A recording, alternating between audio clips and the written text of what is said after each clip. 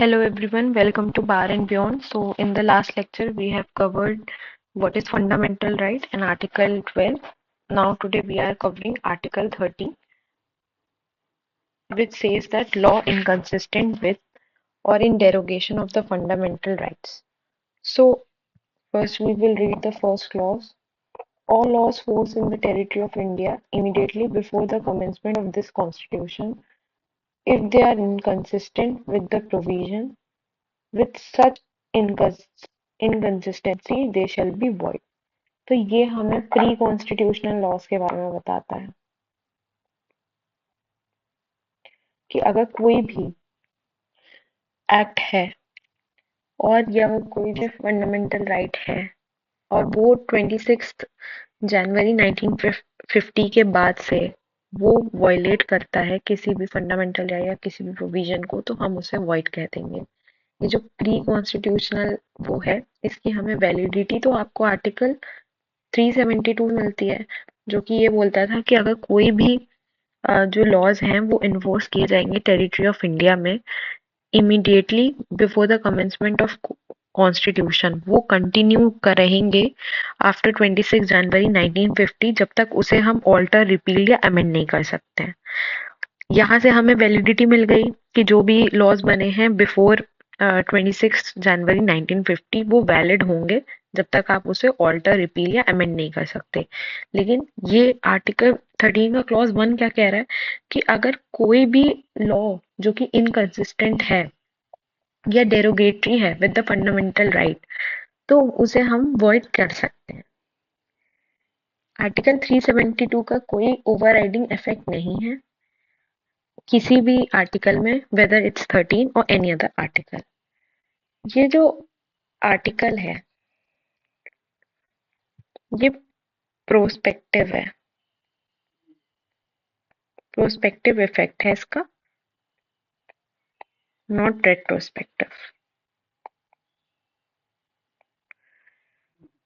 मतलब कि pre constitutional law जो हैं वो वॉइड होंगे after the commencement of the constitution, ना कि वो वॉइड एब इनिशियो होंगे, क्योंकि वो पहले तो वैलिड थे लेकिन अब वो जो है बिकॉज ऑफ सम इनकंसिस्टेंसी अब वो जो है वॉइड हो गए बिफोर इट वर वैलिड।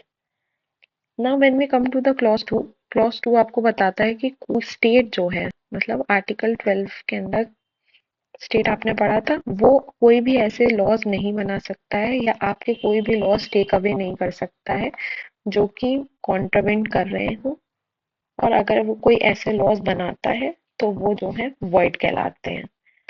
तो अगर पार्लियामेंट जो है कोई भी ऐसे लॉज बना रहा है जो आपके फंडामेंटल राइट को एब्रिज कर रहे हो या टेक अवे कर रहे हो, तो वैसे जो लॉज होते हैं वो वॉइड होते हैं। ये जो लॉज होते हैं ये वॉइड एब इनिशियो होते हैं। These laws are void ab initio क्योंकि ये स्टिल बॉर्न लॉज होते हैं। ये ऐसे भी कोई भी लॉज जो कि रिस्ट्रिक्ट करेंगे फंडामेंटल राइट को, वो पावर लेजिस्लेचर के पास है कि वो उसे हमेशा इनकंसिस्टेंसी के उसमें डिक्लेयर कर सकती है वॉइड। अगर हम इसकी बात करें, इससे हमें पता चलता है कि article 13 clause 1, pre constitutional laws inconsistency with the fundamental rights are void only to the extent of inconsistency, या पोस्ट कॉन्स्टिट्यूशनल लॉ जो है कॉन्ट्रवेंट करेंगे तो वो void हो जाएंगे। ये इसके बारे में हमें जो पता चलेगा, ये 13 क्लॉज 1 का केस है कि अगर कोई भी इनकंसिस्टेंस है फंडामेंटल राइट से तो वो void प्रोस्पेक्टिवली हो जाएगा, नॉट void ab initio। लेकिन 13 क्लॉज 2 में जो है void ab initio होता है, क्योंकि ये तो नए नए लॉज बने हुए होते हैं और जैसे ये बनते हैं और अपने उसको फंडामेंटल राइट को इन्फ्रिज करते हैं तो ये वॉइड हो जाते हैं। लेकिन अगर पुराने जो कोई भी केस बने हैं, कोई भी लॉज बने हैं, जैसे Keshava Madhav Menon versus state of Bombay में यही हेल्ड हुआ था कि वो भले ही बाद में फ्यूचर में वो वॉइड हो जाए, लेकिन जो पहले उसका पर्सपेक्टिव रहा था, जो भी वो एप्लीकेबल हो रहे थे लॉज अभी तक, वो ऐसा नहीं है कि पिछले भी चीजों को नॉन एप्लीकेबल कर देंगे हम। Individual prosecuted under pre-constitutional law violate fundamental right cannot claim protection for past offences. However, if the legal proceedings are ongoing and the law is subsequently declared void, the further prosecution cannot continue under that law. मतलब अगर कोई भी आपके पुराने law के according इतनी punishment थी, ठीक, अब वो चेंज होके अब इतनी हो गई, तो आप ये नहीं कह सकते कि हमारी जो पनिशमेंट है वो अब इतनी कर दो। लेकिन अगर उसी time proceeding was in continue और दैट लॉ इज चेंज, तो आप जरूर इस चीज को क्लेम कर सकते हैं। उसके बाद बहुत सारी जो है डॉक्ट्रिन्स आती हैं जो कि हमें बताती हैं कि अगर कॉन्फ्लिक्ट हो रहा है फंडामेंटल राइट से, तो हम कैसे मतलब फंडामेंटल राइट्स को और लॉज जो इनेक्ट किया जा सकते हैं उन्हें बैलेंस करेंगे। तो आपकी पहली जो डॉक्ट्रिन है वो है doctrine of severability. Doctrine of severability या सेपरेबिलिटी ये हमें बताती है कि अगर कोई भी पोर्शन जो है इनकंसिस्टेंट है with fundamental rights, only the unconstitutional part is to be declared void, while remaining valid part of the law continue to be operative। ये पोस्ट और प्री दोनों में अप्लाई होगी। मतलब अगर कोई भी एक लॉ बना है, उसके इतने सारे पार्ट हैं, अब उस लॉ में 1 2 3 4 में से 2 और 4 आपके वॉइड हैं, तो ऐसा नहीं है कि आपका 1 और 3 भी वॉइड हो जाएगा, ये वैलिड रहेगा। लेकिन ये एक बार में इसका डिसीजन नहीं आया, इसमें काफी सारी कंट्रोवर्सीज थी। और ये आपका एक केस है RMDC versus state of Bombay. ये आपके फॉलोइंग प्रिंसिपल्स को बताता है कि डॉक्ट्रिन ऑफ सेवरेबिलिटी कैसे की जाएगी। क्योंकि क्या है कि कोर्ट ने यही बोला, एक्सेप्शन बताया कि सेवरेबिलिटी तो आप कर सकते हैं, लेकिन अगर वो सेवरेबिलिटी इतनी मिक्स है आपके वैलिड पोर्शन से कि अगर जब आप उसको सेपरेट करोगे तो जो उसका जो मीनिंग था उस लॉ का वही नहीं निकल पा रहा है, या इंटेंशन ऑफ द लेजिस्लेचर जो है उससे नहीं समझ आ रहा है, तो आप वो लॉ को पूरा ही वॉइड कर दोगे। अब हम इसे पढ़ते हैं कि इसमें है क्या। अगर हमें पता करना है कि वो वैलिड है या नहीं है पार्ट, तो हम देखेंगे कि क्या वो इन सेपरेट हो सकता है इनवैलिड पार्ट वैलिड पार्ट से, और इंटेंशन ऑफ लेजिस्लेचर देखेंगे जो कि हमें बताएगा डिटरमाइनिंग फैक्टर कि बेसिकली वो लाया ही क्यों गया था लॉ। और अगर valid and non valid part of particular statute are inseparable, अगर सेपरेट ही नहीं कर पा रहे हैं, तो वो एंटायर जो स्टैट्यूट है वो इनवैलिड हो जाता है। ठीक। अब जहां पे स्टैट्यूट जो है अकेले इनवैलिड पोर्शन को स्ट्रक डाउन करता है, लेकिन जो आपका वैलिड पोर्शन है वो किसी काम का नहीं है, तो आपका स्टैट्यूट जो है वो अनइन्फोर्सेबल हो जाएगा। जहां पे वैलिड और इनवैलिड पार्ट सेपरेबल हैं, but both of them were intended to be the part of the same scheme, whole scheme will be invalid. अगर दो लॉज का इंटेंशन या स्कीम एक ही मकसद था कि ऐसा कुछ बने, लेकिन वो सेपरेट करने के बाद कुछ नहीं हो रहा है, तो वो whole scheme will be invalid. कुल मिला के यही ही बोल रहा है हर स्टेटमेंट में, बस कहने का मतलब अलग है। जहाँ पे कोई इंस्टेंट है कि वैलिड और सेपरेबल हैं, not the part of the same scheme, however invalidating the valid part leaves the rest too thin and truncated, then also it will be invalidate at whole law। जब मैंने ऊपर बोला था कि अगर आप सेपरेट कर रहे हैं बट जो जिस था उस लॉ का वही खत्म हो गया, तो भी वो लॉ किसी काम का नहीं है। सेवरेबिलिटी जो है डिटरमाइन की जाएगी by reading the statute as whole and not the specific provision of parts. To find the legislative intent behind it will be legitimate to take into the account of history, the object, title and preamble। आपको अगर legislative उसके intention को देखना है तो आप preamble तक की मदद ले सकते हैं, या उस लॉ का क्या इंटेंशन था, क्या टाइटल था, क्या ऑब्जेक्ट था, वो भी देख सकते हैं। Now when we come to the second doctrine, so that is the doctrine of eclipse।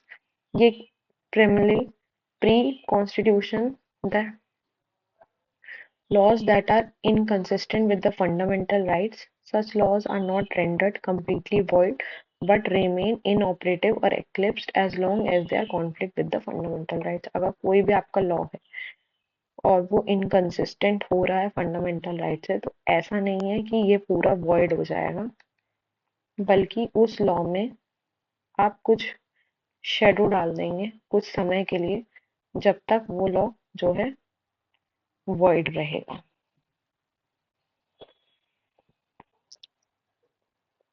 आपके डॉक्ट्रिन ऑफ सेवरेबिलिटी का एक बहुत अच्छा एग्जाम्पल ये था कि ए के गोपालन का केस, जिसमें प्रिवेंटिव डिटेंशन के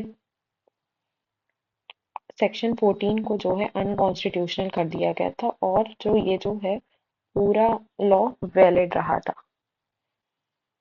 तो ये बहुत ही अच्छा केस है आपका डॉक्ट्रिन ऑफ सेवरेबिलिटी में। एक केस है कि हो तो होलन वर्सेस ज़ाक्चिलो। इस केस में भी 10 शेड्यूल 10 में से 7th पैरा को हटा दिया गया था, पूरा लॉ जो है वैलिड कर दिया गया था।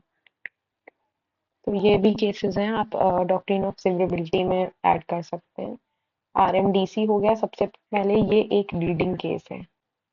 उसके बाद इसमें क्या है, प्रिंसिपल्स दिए गए थे, और जब आप यहाँ पे आते हैं एक एक गोपालन या कीहोतो में, तो आपको समझ आता है कि इसका एप्लीकेशन कैसे होता है। Now when we come to the doctrine of eclipse, हम डॉक्ट्रिन ऑफ एक्लिप्स में आते हैं। तो डॉक्ट्रिन ऑफ एक्लिप्स हमें बताता है कि पहले तो इसमें जो केसेस हैं वो हमने समझ लिया कि अगर कोई भी लॉ जो है कॉन्ट्रावेन कर रहा है फंडामेंटल राइट से, तो वो वॉइड एब इनिशियो नहीं होगा, वो आप ओवरशैडोड हो जाएगा फंडामेंटल राइट से, और कुछ समय के लिए उसे हम मॉर्बिड कंडीशन में अनएनफोर्सेबल करा देंगे। ऐसा नहीं है कि वो आप उसे स्टैट्यूट से एकदम ही बाहर हटा देंगे, ऐसा नहीं होगा। फिर अगर केस की बात करते हैं तो Bikaji Narayan versus state of MP का केस है। इस केस में यही डॉक्ट्रिन ऑफ एक्लिप्स जो है फॉर्मुलेट की गई थी, और इस केस में डॉक्ट्रिन को यही बोला था कि जो लॉ है वो ओवरशैडोड हो जाएगा फंडामेंटल राइट से और रिमेन रहेगा डोरमेंट स्टेज में। उसे आप इन्फोर्सेबल करा सकते हैं जैसे ही जो इनकंसिस्टेंसी है आपकी, इनकंसिस्टेंसी को आप रिमूव कर देंगे, तो आप इसे इन्फोर्स करवा सकते हैं, वेदर आप उसे अमेंड करें। ठीक, उसके बाद आपका ये केस आता है महेंद्र लाल जैनी versus state of Uttar Pradesh. ये बताता है कि आपके applies to not only pre-constitution and the post-constitutional also। लेकिन इससे पहले भी आपका एक केस आता है महेंद्र लाल जैनी से पहले, ये Deepchand versus state of UP का केस होता है। और उसके बाद Gujarat, state of Gujarat versus Ambika मिल।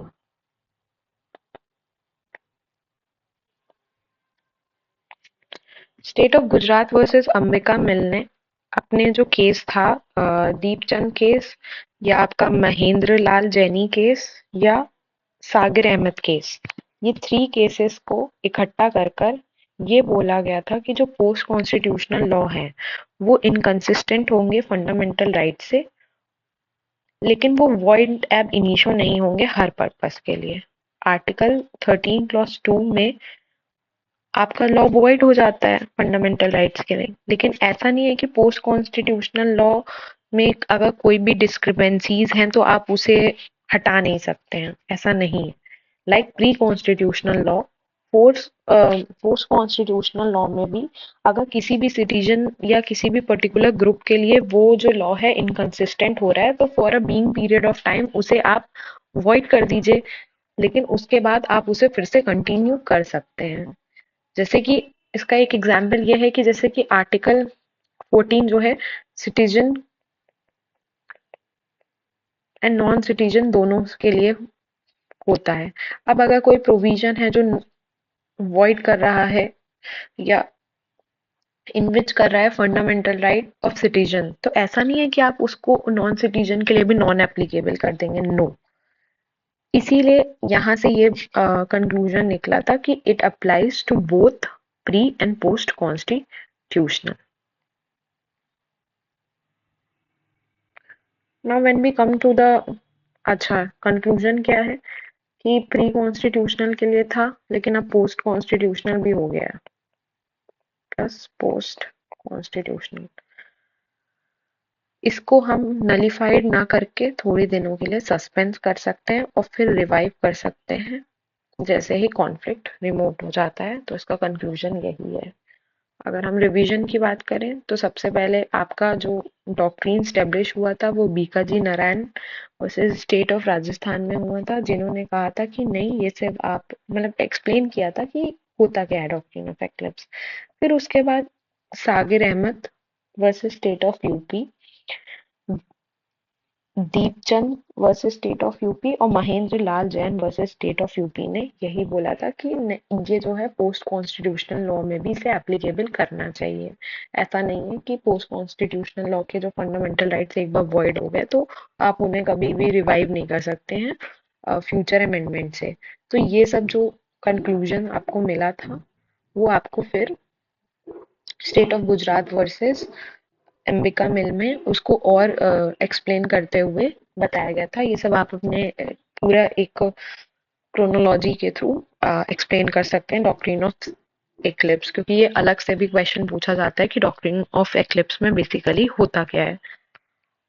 उसके बाद डॉक्ट्रिन ऑफ वेवर जो है कि क्या, एक क्वेश्चन हमेशा आता है कि क्या इन सिटीजन या इंडिविजुअल अपना फंडामेंटल राइट वेव कर सकते हैं या नहीं कर सकते हैं। तो वेवर ऑफ फंडामेंटल राइट का मतलब भी यही है कि अगर किसी पर्सन के पास फंडामेंटल राइट है या एज अ प्रिविलेज उसे मिली है, तो वो वॉलेंट्री उसको अबेंडमेंट कर सकता है या नहीं कर सकता है, या उसका रिलिंक्विशमेंट कर सकता है नहीं कर सकता है। तो दिस वाज अ क्वेश्चन। तो उसमें यही था कि इंडिया में आप ऐसा नहीं कर सकते, कैन नॉट बी वेव, क्योंकि ये जो आपको दिया गया है ये पब्लिक वेलफेयर और कॉन्स्टिट्यूशनैलिटी इंटीग्रिटी के लिए दिया गया है। ये ऐसा नहीं है कि आपके मूड के अकॉर्डिंग आपने वेव कर दिया। इसका इसका जो रीजन यही है कि the constitution has given all these rights to protect the individual public welfare. तो आप इसे अपने मन से कभी भी वेव ऑफ नहीं कर सकते हैं। लेकिन यूएस में ऐसा है कि वो लोग वेव ऑफ कर सकते हैं, क्योंकि वहां पे जो फंडामेंटल राइट्स हैं वो ऐसे इनवॉल्युबल और नॉन नेगोशिएबल नहीं है, इसीलिए इसमें ये केस है Muthiah versus commissioner of income tax. तो इस केस में यही बोला था कि सुप्रीम कोर्ट जो है एज अ डिफेंसिव वॉल है फंडामेंटल राइट का, और किसी के अर्ज में आप अपने फंडामेंटल राइट को वेव ऑफ नहीं कर सकते हैं। ये ऐसा बोला गया था इस केस में। Muthiah versus commissioner of income tax 1956 का केस है। उसके बाद